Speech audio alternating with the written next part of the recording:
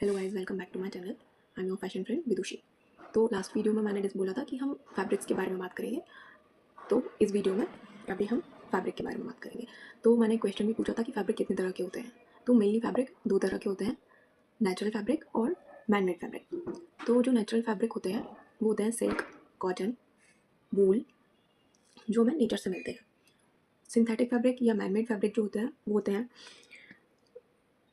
Georgette, chiffon, polyester. ये सारे fabric जो होते हैं वो मैन मेड फैब्रिक्स में आते हैं। तो फैब्रिक कैसे बनता है? हम फाइबर जो है वो लेते हैं चीज़ों से, उसके बाद बनता है। तो जो फाइबर है, जैसे कॉटन, जो कपास का पेड़ होता है उससे हमें फाइबर मिलता है, जो शीप होती है उनसे हमें वूल का फाइबर मिलता है। वो सारी चीज़, वो उस चीज़ से हम थ्रेड बनाते हैं। थ्रेड बनाने के बाद फैब्रिक बनता है। सेम मैनमेड फैब्रिक जो होता है उसमें आप लोगों ने बहुत सारी जगह देखा होगा, सुना होगा कि उसमें प्लास्टिक यूज़ होता है। तो ऐसे डिफरेंट टाइप के फैब्रिक्स जो यूज़ होते हैं, डिफरेंट टाइप का फाइबर यूज़ होता है, उससे हम मैनमेड फाइबर बनाते हैं। सेम जैसे सिल्क होता है वो हमें सिल्क वॉर्म से मिलता है। बट अभी सिल्क जो है, मैन मेड सिल्क भी आने लगा है। तो उसकी प्रोसेस पहले देखते हैं, फिर उसके बाद उसका फॉर्मेशन करते हैं कि फाइबर जैसे सिल्क वॉर्म से आ रहा है तो वो और कहाँ से ड्राइव हो सकता है, जो सिल्क जैसा टेक्सचर दे, लुक दे। तो वो मैन मेड सिल्क होता है। मोस्ट ऑफ द केसेस में आपने देखा होगा कि जो मैन मेड सिल्क होता है वो बहुत चीप कॉस्ट में मिलता है, और जो सिल्क वॉर्म से नेचुरल सिल्क जो होता है वो बहुत हाई कॉस्ट पर मिलता है। तो ये डिफरेंस आते हैं। उसके बाद तो मैंने फर्स्ट टॉपिक फैब्रिक क्यों चूज़ किया है, उसका रीज़न ये है कि मैं आप लोगों को कुछ वर्क करने देना चाहती हूँ कि आप खुद भी रिसर्च करें, और उसके बाद आप फैशन डिज़ाइनिंग जब सीख रहे हैं और कर रहे हैं तो आपको चीज़ों का नॉलेज होना चाहिए। ऑल्दो फैब्रिक फर्स्ट टॉपिक नहीं होता है, किसी भी बुक्स में अगर पढ़ेंगे तो फैब्रिक थोड़ा सा बाद में आता है, पहले हम बेसिक्स का नॉलेज लेते हैं। बट मैं चाहती हूँ कि आप डिफरेंट टाइप ऑफ फैब्रिक के बारे में पता करें, डिफरेंट नेम्स फैब्रिक के, कहाँ से कौन सा आता है, फाइबर कौन सा यूज़ होता है, हमें कौन सा फैब्रिक यूज़ करना चाहिए, कौन सा फैब्रिक फ्लोई होता है, कौन सा फैब्रिक स्टिफ होता है, किस चीज़ के मेनली जो कपड़े हैं वो काय से बनते हैं। क्योंकि फैब्रिक जो है वो फैशन डिज़ाइनिंग का सबसे इंपॉर्टेंट टर्म है कि हम कॉटन यूज़ करें, हमें कैसा गारमेंट चाहिए है। अगर हमें बॉडी फिटेड चाहिए तो हम उसमें कॉटन नहीं यूज़ कर सकते, हमें स्ट्रेचेबल फैब्रिक यूज़ करना पड़ेगा कि हम बॉडी पे पहन रहे हैं। तो कॉटन अगर एकदम फिटेड होगा तो वो फटने के चांसेस होते हैं। अगर हम कुछ गाउन्स बना रहे हैं तो हम उसमें स्टिफ फैब्रिक नहीं यूज़ कर सकते, हम उसमें फ्लोई गारमेंट के लिए फ्लोई फ्लोई फैब्रिक यूज़ करना पड़ेगा।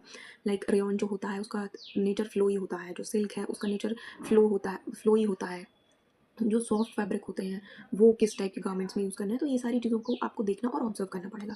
तो आपका वर्क है कि आप देखो कितने तरह के जो नेचुरल फैब्रिक्स होते हैं वो कितने होते हैं, उनसे हम क्या क्या बना सकते हैं। जैसे जो पैंट्स बनते हैं या जो जैकेट्स बनती हैं वो किस टाइप के फैब्रिक की बनती है।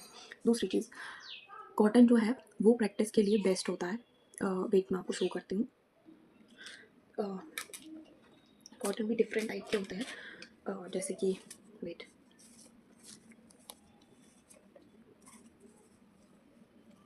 एक ये वाला कॉटन होता है जो बहुत सॉफ्ट होता है। इसमें जब हम प्रैक्टिस करते हैं तो एम्ब्रॉयडरीज की प्रैक्टिस करते हैं। ये मैंने एम्ब्रॉयडरी सीखी हुई थी, ये उसकी प्रैक्टिस है। तो ये इसमें बहुत इजीली आप एम्ब्रॉयडरी करना सीख सकते हैं। दूसरा कॉटन जो होता है वो इस तरह का कॉटन होता है। आप लोगों ने देखा होगा, ये बहुत सस्ता आता है।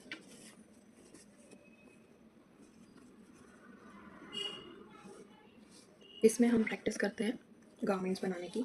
ये मैं एक ब्लेज़र ट्राई कर रही थी डिफरेंट टाइप का। तो इस टाइप के फैब्रिक्स जो होते हैं रफली कि मेरे को कहाँ से कौन सी सीम डालनी है, कौन सी स्टिच डालनी है, ये मेरे इंटर्नशिप के सैम्पल्स हैं। ये मेरे मेंटोर ने मेरे को बनवाए हुए थे। तो इसमें ये सारे हैंड स्टिचिंग से इन्हें पहले हम सिक्योर करते हैं। फिर उसके बाद इसे एक परफेक्टली इसको 7 या 8 सेंटीमीटर का होना चाहिए फोल्ड होने के बाद। उसके बाद इस पर डिफरेंट टाइप की सीम जो है ये है रनिंग। देन ये इनका सबका लुक पीछे से अलग अलग होता है, आगे अलग होता है। आप देख सकते हैं इसकी एक्चुअली ये प्रैक्टिस ये थी कि ये जो सीम है ये सेम आनी चाहिए, इनका जो डिस्टेंस है वो बिल्कुल परफेक्ट होना चाहिए। ओके, तो एक ये वाला कॉटन होता है।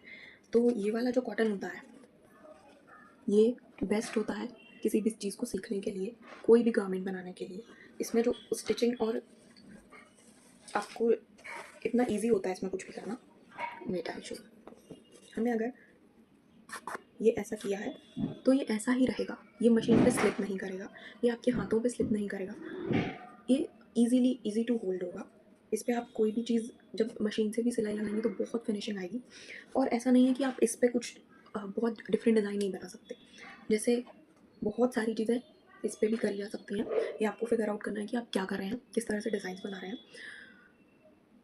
तो कॉटन और ये वाला कॉटन अगर आप इसमें सैम्पल के लिए यूज़ कर रहे हैं तो मुझे मेरे मेंटोर ने बोला था कि जो इसमें कल्फ होता है आप पहले लाएं, इसको वॉश करें, फिर इसमें कल्फ करें, प्रेस करें, उसके बाद इसको एज अ सैम्पल या आप अपनी फ़ाइल के लिए इसको यूज़ करें, तो ये बेस्ट होता है।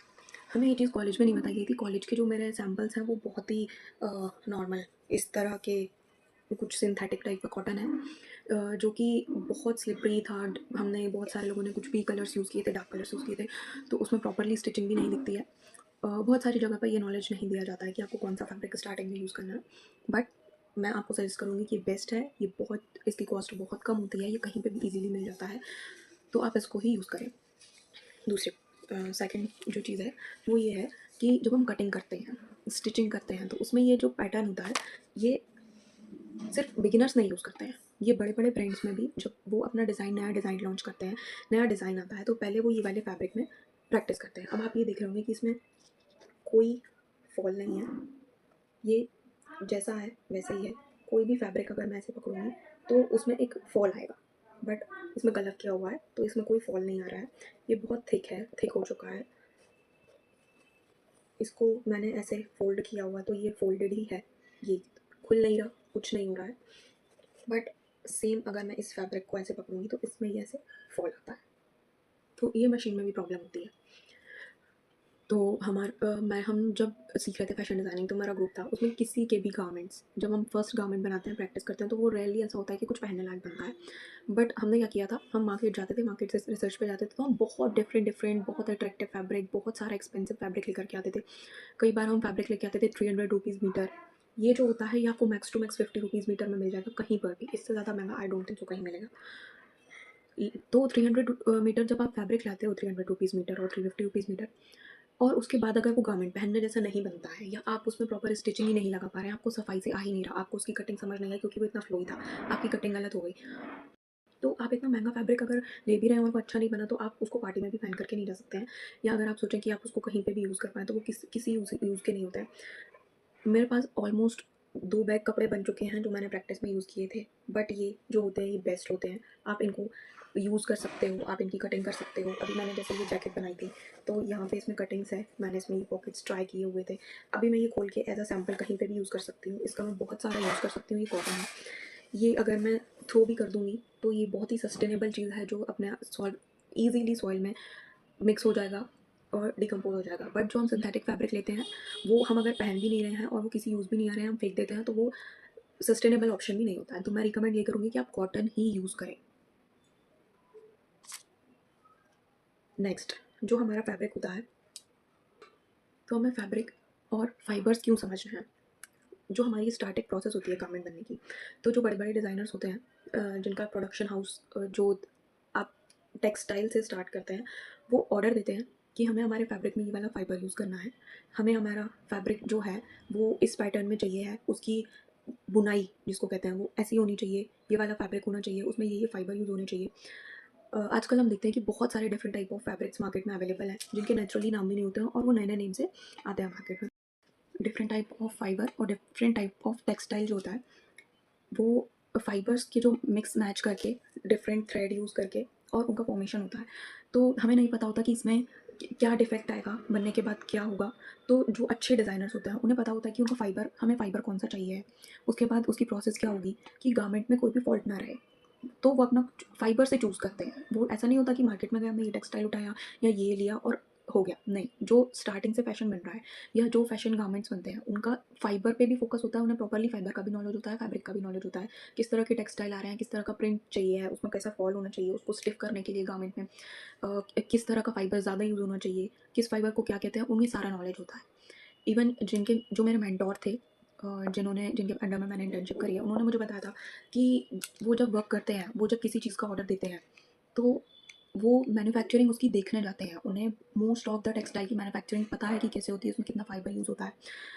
उनके सामने अगर आप फाइबर को इस तरह से दे रहे हैं, तो वो इसकी फैब्रिक्स ये निकाल करके देख करके ये भी बता सकते हैं कि इसमें कौन सी तरह की मेथड यूज़ हुई है फैब्रिक बनाने में, ये कौन सा, ये जो धागे हैं इसमें कौन सा फाइबर यूज़ हुआ है। तो वो इतना नेक्स्ट लेवल नॉलेज होता है। तो अगर हम स्टार्ट कर रहे हैं फैशन डिज़ाइनिंग, तो हमें फैब्रिक का नॉलेज, फाइबर का नॉलेज होना बहुत इंपॉर्टेंट है। हम सर्च करना चाहिए, पढ़ना चाहिए कि कौन सी तरह के फैब्रिक होते हैं, किस फैब्रिक को क्या कहते हैं, फैब्रिक के नेम्स क्या क्या होते हैं। ये सारी चीज़ें आपको पता करना है और इनके बारे में नॉलेज इकट्ठा करना है। बाकी जो हम फैब्रिक है उसके बारे में डिटेल में आने वाले चैप्टर्स में, जो मैं आगे आने वाले वीडियोज़ में बताऊँगी। बट अभी आपका होमवर्क है कि आप फैब्रिक के बारे में, टेक्सटाइल के बारे में, फाइबर्स के बारे में जानें, पढ़ें और नोट्स बनाने शुरू करें। ओके, मिलते हैं नेक्स्ट वीडियो में। Bye bye, have a good day.